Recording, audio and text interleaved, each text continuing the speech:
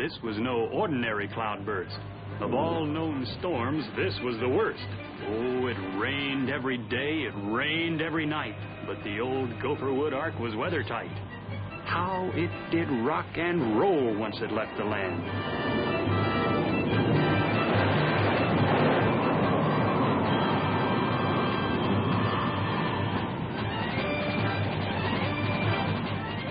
Inside, Noah had a problem on his hand. Everyone was sick of the rain. And bored with the food, they began to complain.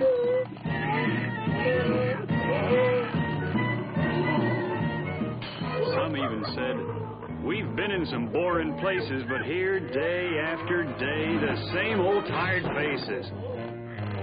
What with all the terrible snarling and growling and pushing and shoving and hissing and howling, poor old Noah's mood was one of complete despair. He chewed off his nails and almost tore out his hair. Noah, Shem, Ham, and Japheth faced a difficult job. How in the world would they ever pacify this mob? Just how could they make them forget all this congestion? To try to reason with them was out of the question. Then Mrs. Noah calmly said, "Music hath charms to soothe the savage beast." Noah thought and scratched his head. Well, why not? It's worth a try, to say the least. Quickly, Shem, Ham, and Japheth dug down in a trunk and came up with what looked like a lot of old junk. Uh-oh, then a negative thought popped into Noah's head. Suppose the music irritated them instead. Suppose that wild, crazy bunch were stampeded.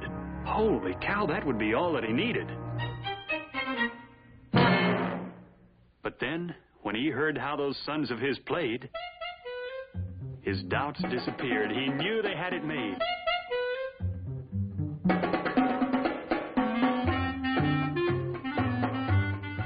Each bird and each beast with a smile on his face turned to his mate and with the utmost of grace offered her his arm. I should say paw. Wing. Noah was so happy he began to sing. Come on and love one another, gotta love one another, 'cause we need one another as we journey on our way. Start thinking of one another, cheering for one another, standing by one another every day.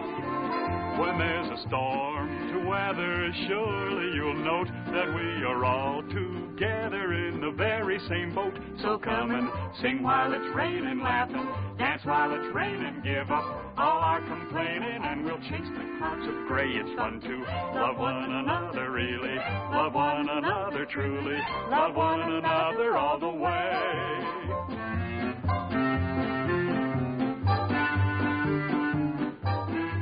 In one corner of this happy room sat Mrs. Hippo, filled with gloom.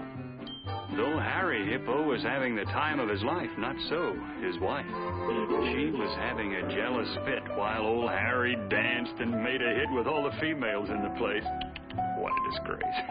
So she was caught completely off guard when Noah said, "Harry's such a card. He must be fun around the house. You're lucky to have such a spouse." Please, that will suffice. Mr. Noah, let me give you some advice. Now, looky here. Don't speak of stew to an oyster. Don't talk of chowder to a clam. I'm sure you realize that it ain't polite or wise to bring a leg of mutton to a lamb. Don't ever say thermidor to a lobster.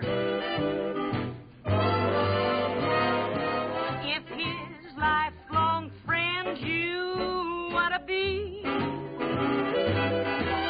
and you'd be my friend too, yes, I'd be obliged to you if you don't mention his name to me.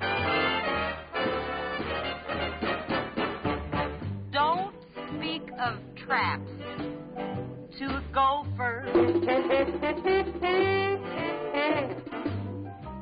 shoe holla camphor to a moth. And when standing near a horse, to mention glue, of course, would put that poor old critter in a frost. And let me tell you straight, I would sure appreciate if you don't mention his name to me,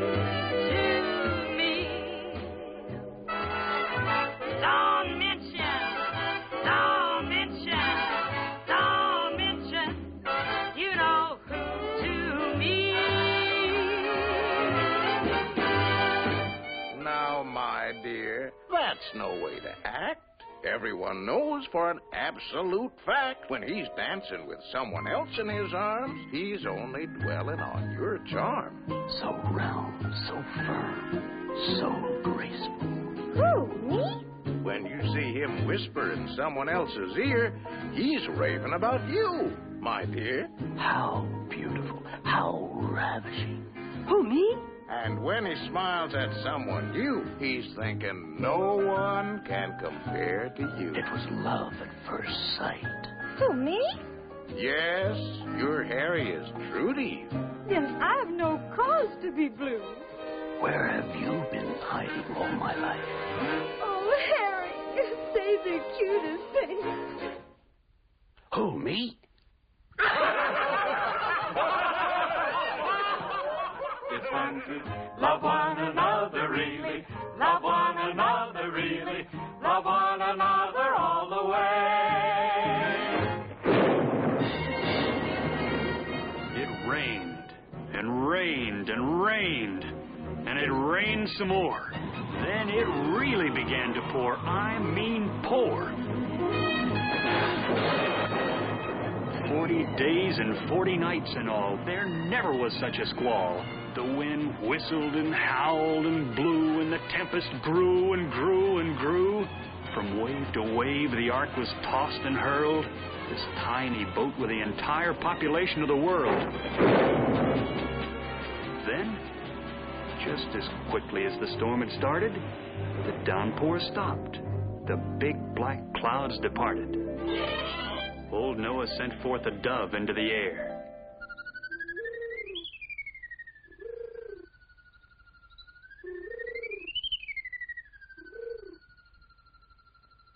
Returned with olive branch, forecast, weather fair. Noah ran quickly downstairs with what he'd heard. This was gospel truth. He got it from the bird. The rains had stopped. The skies were bright and clear. Their trip was over. They were here. But where was here? No one seemed to know, or even seemed to care. The important thing was that they were there. Then they finally saw just where they were at, beached high and dry on good old Mount Ararat. Then everyone hugged and kissed and hugged their wives. This was a trip they'd remember all their lives. Now they waved goodbye and began to descend. Yes, all ashore, 'cause this was the end of the maiden cruise of the good ship Noah's Ark. They headed home with their little ones now. The families all grew larger somehow on the maiden cruise of the good ship Noah's Ark. They all went off in little bands to Asia or Peru, to Africa and other lands where life was starting anew.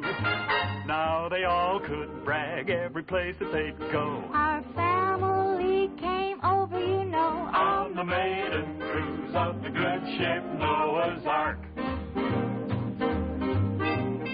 So ends the tale of the world's first boat, and of the history it wrote, and of the man who proved his worth back in the earliest times of Earth.